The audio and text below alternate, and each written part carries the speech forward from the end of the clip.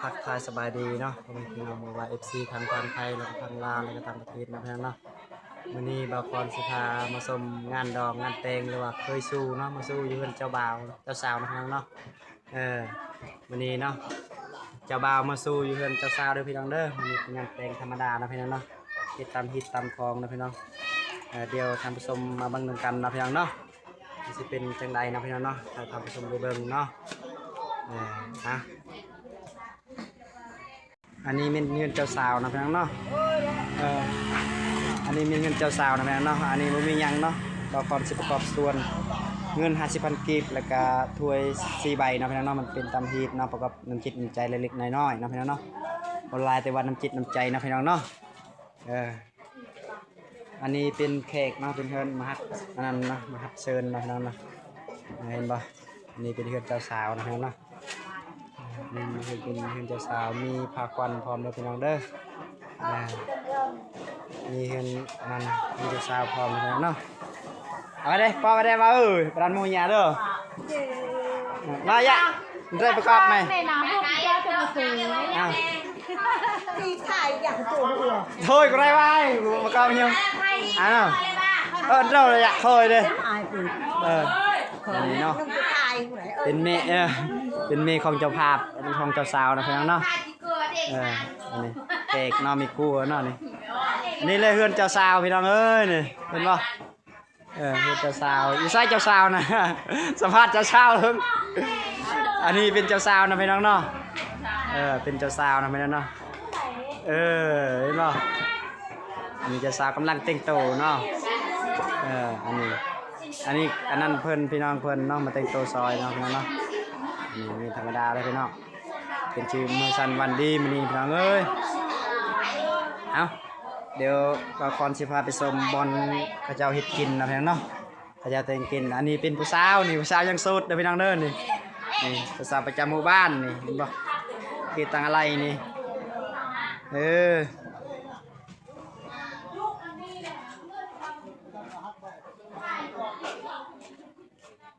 ไปใส่อีกลุงเนาะ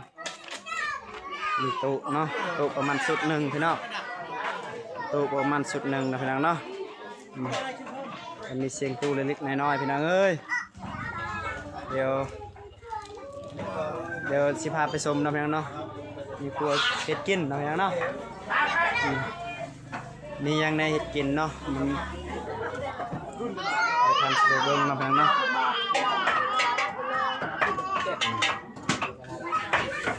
นี่นะตัวเห็ดกินหน่อยนะนี่ตัวมีครัวเลยนี่โอ้โหมีครัวเห็ดกินเนาะก็มาเป็นเพิ่งแค่พิษอ้ำปะกับปลาเพิ่งจอดวายเคยต่ออะไรพวกอ่ะลาบเนาะโอ้โทษจ่าจะเกมจ่ายุ่งเกมนี่นะมีผักมียาเนาะประกอบส่วนเห็นป่ะใส่หลังมูมีมูนะพี่น้องเนาะมีมูมีแบเห็ดมีมูมีแบจักโตมูช่องโตไก่แบโตเป็นตามที่ตามคลองเนาะพี่น้องเนาะเพราะว่าเป็นเคยสู้เป็นมาอยู่นี่เป็นเพื่อนพ่อแม่ของเจ้าสาวเนาะพี่น้องเพื่อนเจ้าสาวเท่านั้นเนาะพี่น้องเนาะกันเลยเนาะเจ้หน้าผู้ใหญ่เลยหน้าแขกมีผักควันน้อยๆนะพี่น้องเนาะเคยจ้ะเคยเยอะเลยอ่านวิวดูว่าได้กินได้แก่น่าเลยประกอบกันน่ะเหรอได้รอได้ก็ดีเลยก็น่าเนาะเนาะวันน้อย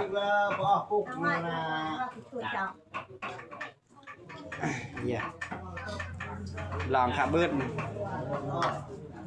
จะเลยปลาเคยโอ้ลื้อเหรอเคยไปจำก็ได้ก็ได้กำห้องก็ได้เยอะ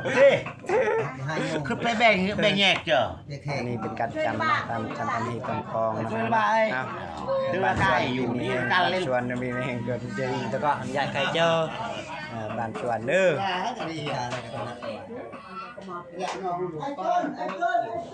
จะอันไปน้ำหมูไป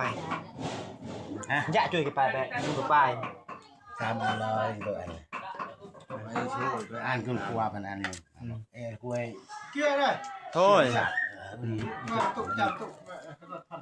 โอ้ยโทษ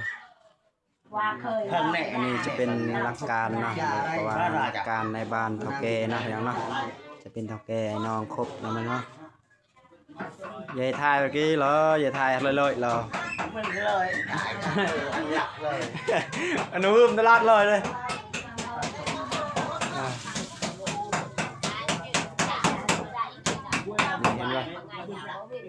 เห็นป่ะผู้ไอ้น้องและผู้ไอ้น้องเลยเห็ดกินซอยสาวๆเนาะมีตับมีหน้าเห็นป่ะเนาะเดี๋ยวบอคอนสิพาไปชมอีกจะหน่อยความอันนั้นเนาะเวลาสูตรปากควันนะพี่น้องเนาะเห็นป่ะ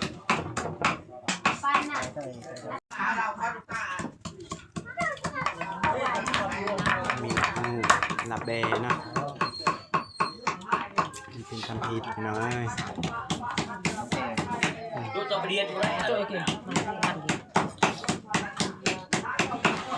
อันนี้ก็พอครัวแล้วเนาะมันเป็นธรรมดานะพี่น้องเนาะอันนี้พอครัวซุปลาบหมูพี่น้องเอ้ยนี่ลาบหมูลาบเบนะไงดีลาบหมูตัวนี้เป็นลาบเบนะพี่น้องเนาะเป็นงานธรรมดาพี่น้องเอ้ยเป็นเคยชูเฮ็ดได้เราเจอเลยแบบธรรมดาพี่น้องเป็นเคยชูเนาะจะบามาชูอยู่เฮือนสาวๆนี่นะ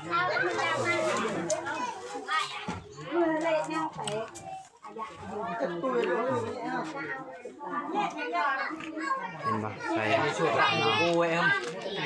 ลือชุดไทยบูอยู่แทนอ่ะไทยบูได้ใหญ่ดังเนี่ยชุดละบางปูปลาหน้าเลยรอบตุยหน่อย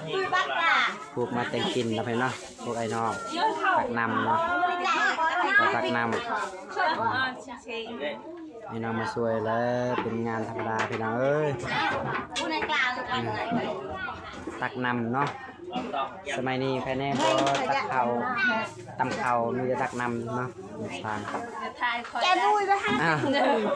สัมภาษณ์เอ้ยก็อะไรไม่น้อยนะทายเลยพี่น้องฮึบอยู่อะไรน่าเกลียด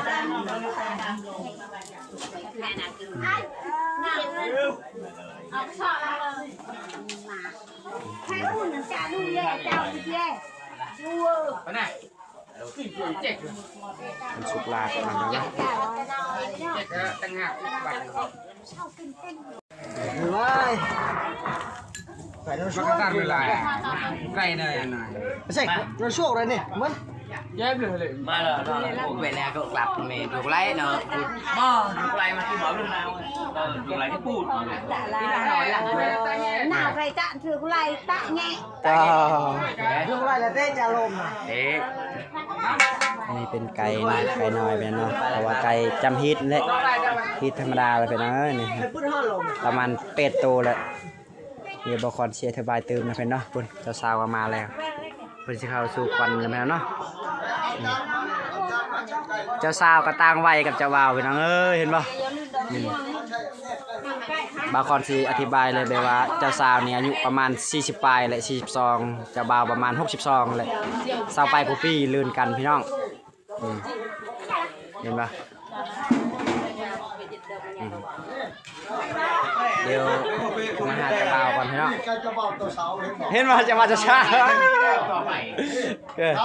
แกเพิ่มแกมันจะเป็นแบบนี้เขาเรียกว่าไก่ขวัญโอ้เจ้ากระหู้เลยนะจะชอบเมียเดียวกันแล้วอันนี้เพิ่นเลยเด้อเช้าเฮ็ดอันนี้ของเบาเช้าเฮ็ดของเจ้าเช้าแล้วของเจ้าเบาคนลมเนาะคนลมเนาะคนลมเจ้าสาวกับเจ้าเนาะเจ้าบ่าวเช้าเลยของแบบนี้เห็นป่ะจะว่าบอกเอกเดี๋ยวบาคอนสิประกอบส่วนอีกเนาะเรียกว่าจะว่าพิเศษนะพี่น้องเนาะ50,000ประมาณ50,000เนี่ยเป็นน้ำคิดน้ำใจพี่น้องเล็กๆน้อยๆนะพี่น้อง เพราะเจ้าชาว มันรวยแน่ลานเคยให้ถึงเลขเนี่ย อ้าวลุงเอ้ยบ่มีหยังสิประกอบนี่น้ำจิตน้ำใจนี่ทางฮะมีเท่าเจ้าประกอบแล้วนี่ทางเจ้าให้ประกอบนั่นนะโดย